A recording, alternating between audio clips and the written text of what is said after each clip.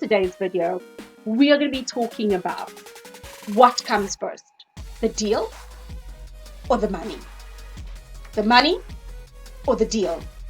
I believe in the experience that I've gone through in this last 3.5 years, that this particular question is only answered based on where you are as a person. So if you stay until the end of this video, you'll be able to understand where you are to answer this particular question, because I believe that it's not a trick question, it's a circumstantial question. And here's why. You know, when I first got into property investing, we were told, go and find the deal and the money will come. We were in the creative finance side of life, meaning we were going to go and use our skills to get the deal, and money was going to come from an investor or so that's going to be paired up with us. So we always believed go and get the deal and the money would come. That also rang true, because our first deal, while we were in 5 million debt, it came through and we were able to go through that deal on a joint venture. And that for me was really good, because then I felt comforted that I found the deal and certainly the money came. But now there's different circumstances, and this is what we're going to be unpacking in a moment. So welcome to my channel. My name is Genevieve Stafford Jack.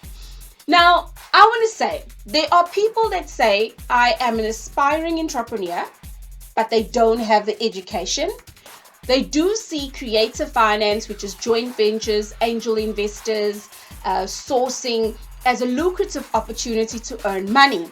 So it's to somebody that does not have the money, I first want to answer you. Will that be okay with you? Drop in the comments below, yes, Jen. So if you don't have the money and you say, I want to use this as an income stream, I want to suggest to you, firstly, if you don't have the education, please get the education, because money is a tricky affair. I would say use the investor's money as if it's your own money and then some, right? You safeguard somebody else's money and then some. And when I'm saying that is that you have to have your ducks in a row. If you spend your money willy-nilly, you can't do that with somebody else's money. Just keep that in mind. Or if you're an investor that has already got the education and you still want to use creative finance as your income stream, you want to first understand your investors. And I say this because I had found in my journey, it was easier to have a number of people around me that said, I'm looking at strategy, student accommodation with exit strategy XYZ. I've got this in my mind.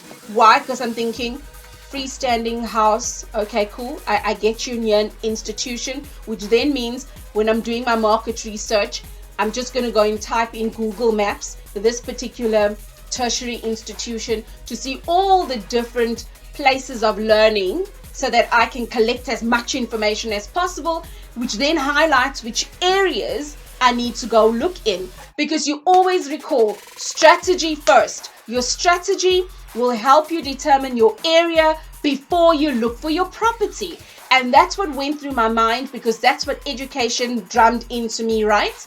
So now, knowing that I've got 3 or 4 investors that are interested in student accommodation, I could put all my energy into there, because if it didn't work with investor 1, 2, it may work with investor 3.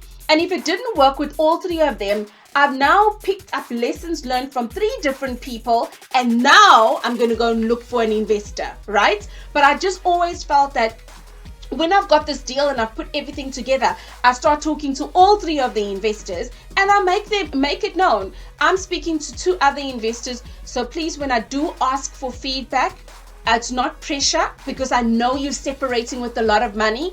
This is a huge investment for you, but also know that I want to work quick so that the deal does not fall through. And that's what I found. Does the money come first or the investors? And in this particular space, in creative finance, I just found a lot more comfort by understanding what investors wanted, which is the money, and then going to look for the deal. So in that circumstance, that's what I would say, how I'd answer the question. First the money and then the deal, right? Now there's a second layer. If I coming through for the first time, I've got property education, and I'm looking for a deal. Before I look for the deal, I need to understand, where am I in my personal finance? My personal finance, hi bond originator, hi my bank. Check what your credit scoring looks like. How much can you actually get from the bank or wherever you're getting the money from, right? So when you understand how much money you have, you are not going to look for a deal for the full equivalent of the money that you have, because there's closing costs and there's renovation, and you may want to just create a small little buffer for yourself. We're all different. That's what I would do, right? And then I would say, okay, cool. For the strategy that I'm after, this seems like a fair pot of money. Now that I've got my finances in a row, I'm going to look for the deal myself. Do you see how the question is answered based on your circumstances? So I want to say to you, depending on where you are, that's how you answer the question. Depending on what you are looking for, depends on how you answer the question. But there's another layer to it. What if you decide sourcing is your business? All right, then you need to start thinking of it on a scaling level. How are you going to then deal with it at that level? Now I want to scale and do more than just a one-on-one relationship. This is when I start saying, again, establish where you are. Because you know what I do know, for example, is that when people go into the property business, you need to understand that in property investing, there's different niches. Are you going into property management? Are you going into sourcing? Or are you going to offer the full house to somebody else as a service? What I do know about M5 Property Addicts, for example, they've got many things in-house. One looks for money, one looks for deals. There's a developer in-house with his guys that actually do the renovation. There's a lawyer in-house that actually helps with the legal stuff and things like that. So you have to actually ask yourself, where am I? So that you can answer that question effectively. And one of the things I want to close off on, the reason I stress on property investing education is that when you go for a property training course, it helps you see things that you're not used to seeing. Okay? And it also safeguards you, because if you're a creative finance investor, that investor that's looking for the opportunity to gain an active income, you need to be very, very diligent with the investor's money. You know, you're going to find investors that say, no. When you look for a deal where there's 80% loan to value or 100% loan to value, or the interest rate must be like this, or the maximum or the mid. There's lots and lots of requirements. So a deal that may look lucrative to you, that has no education in terms of property investing, like you've never been to a property training course before, what may look lucrative to you, to somebody with the trained eye, they may say, this one is wasting my time. Take the wheel. Jesus, please take the wheel. All right?